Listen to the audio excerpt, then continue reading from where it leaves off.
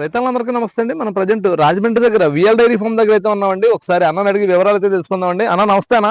నమస్తే అన్న. ఇప్పుడు ప్రజెంట్ మన డైరీ ఫామ్ లో ఎన్ని గేదెలు ఉన్నాయన్న? ప్రెసెంట్ అయితే మన దగ్గర 20-30 దాకా ఉంటాయన్న మన దగ్గర. 20 నుంచి 30 వరకు అయితే ఉన్నాయన్న. అందులో పాడి గేదెలు ఎన్ని, సూడి గేదెలు ఎన్ని ఉన్నాయన్న? పాడి గేదె అన్న. ఓకే, 4 డేస్ అవుతుంది. 4 డేస్ అవుతుందన్న. ప్రజెంట్ ఎన్ని పాలు అవుతుందన్న? ఇప్పుడైతే ఇది 6 అవుతుంది. 6 అవుతుందన్న.